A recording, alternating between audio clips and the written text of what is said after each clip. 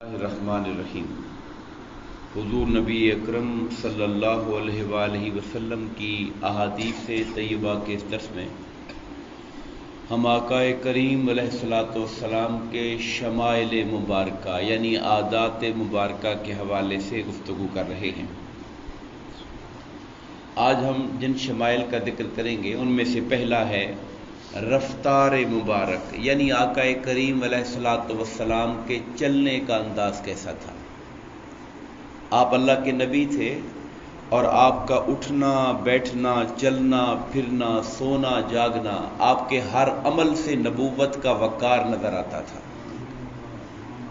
اور اس کے ساتھ ساتھ آپ کے ہر عمل سے اللہ تعالیٰ کا بندہ ہونے کے ناطے عبدیت اور عاجزی اور انکساری بھی نظر آتی تھی۔ دونوں باتیں جمع ہوتی تھی، وقار اور عاجزی۔ قرآن میں اللہ پاک نے رحمان کے بندوں کا ذکر کیا تو فرمایا عباد الرحمن الذین یمشون علی الارض ہونا، رحمان کے بندے وہ ہوتے ہیں جو زمین پر عاجزی اور انکساری کے ساتھ چلتے ہیں۔ حضرت علی مرتضیٰ رضی اللہ تعالیٰ عنہ فرماتے ہیں کہ حضور نبی کریم علیہ الصلوۃ والسلام جب چلتے تھے تو پاؤں جما کر چلتے تھے، ایسے لگتا تھا جیسے اونچائی سے نیچے کی سائڈ پہ آ رہے ہیں، بلندی سے نشیب کی طرف آ رہے ہیں۔ اور آپ ہی فرماتے ہیں کہ جب آپ چلتے تھے تو ہمت اور قوت سے پاؤں اٹھاتے، یعنی پاؤں زمین پہ گھسیٹتے نہیں تھے، پاؤں اٹھا کے رکھتے تھے ہمت کے ساتھ۔ چلنے میں تیزی اور قوت کے لحاظ سے ایسے معلوم ہوتا تھا گویا ڈھلوان جگہ پہ چل رہے ہیں۔ رفتار میں تیزی بھی ہوتی اعتدال کے ساتھ اور طاقت کا اظہار بھی ہوتا تھا۔ حضرت ابو ہریرہ رضی اللہ تعالیٰ عنہ سے روایت ہے، آپ فرماتے ہیں کہ حضور نبی کریم علیہ الصلوۃ والسلام جب چلا کرتے تھے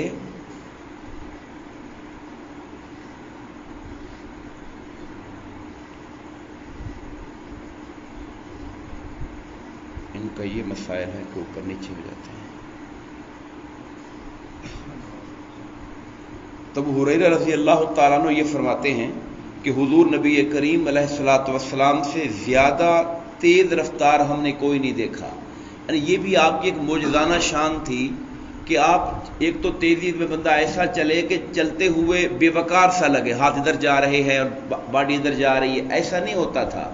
آپ اپنے وقار میں چلتے تھے مگر زمین آپ کے لیے بچھتی چلی جاتی تھی، اور آپ کے ساتھ چلنے والے ایسے محسوس کرتے تھے کہ سرکار تو روٹین میں چل رہے ہیں مگر وہ اپنے قدم تیز تیز بڑھا کے حضور کے ساتھ چلنے کی کوشش کرتے تھے، تو حضور نبی کریم علیہ الصلوۃ والسلام کے لیے زمین لپیٹی جا رہی ہوتی تھی۔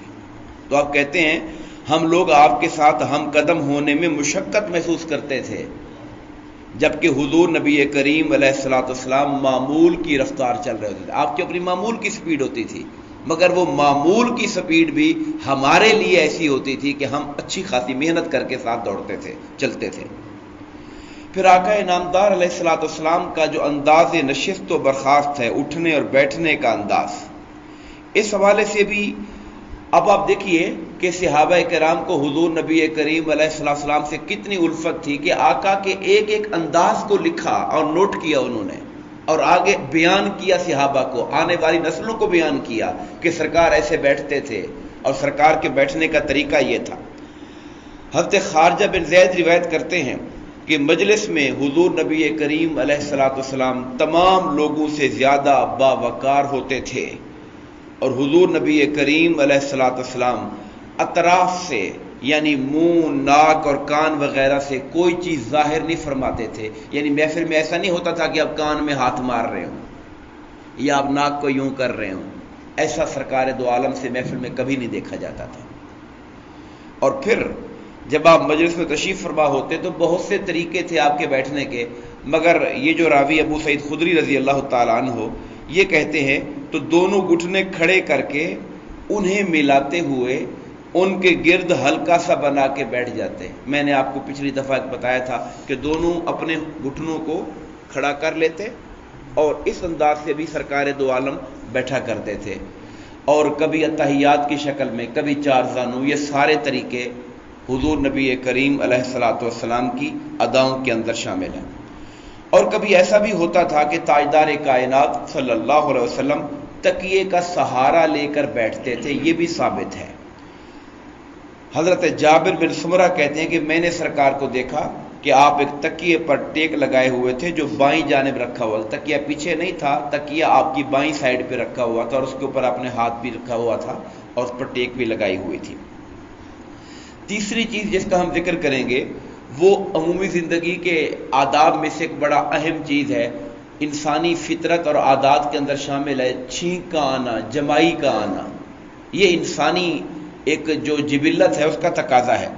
حضرت ابو ہریرہ فرماتے ہیں کہ حضور نبی کریم علیہ الصلوۃ والسلام کو جب چھینک آتی تو اپنا منہ مبارک اور ہاتھ مبارک یا کپڑے سے ڈھانپ لیتے، یعنی اپنا منہ مبارک ہاتھ سے ڈھانپ لیتے یا کپڑے سے ڈھانپ لیتے۔ کپڑا قریب ہوتا تو کپڑا منہ پہ کر لیتے، کپڑا نہ ہوتا تو کم سے کم ہاتھ رکھ لیتے تاکہ ناک سے چھینک کے وقت جو ذرات اور جو پانی کے اور دیگر جو ذرات نکلتے ہیں وہ اتنی سپیڈ سے نکلتے ہیں کہ وہ دور تک والوں پر بھی جا سکتے ہیں، تو آپ اپنے آپ کو دوسروں کو ان سے محفوظ رکھتے اور اپنے ناک مبارک کے اوپر، منہ مبارک کے اوپر اپنا ہاتھ رکھ لیتے یا کپڑا رکھ لیتے۔ اور دوسری چیز جو ہمارے ہاں نوجوان نسل اور لوگ خیال نہیں کرتے، اپنی آواز مبارک کو پست رکھتے۔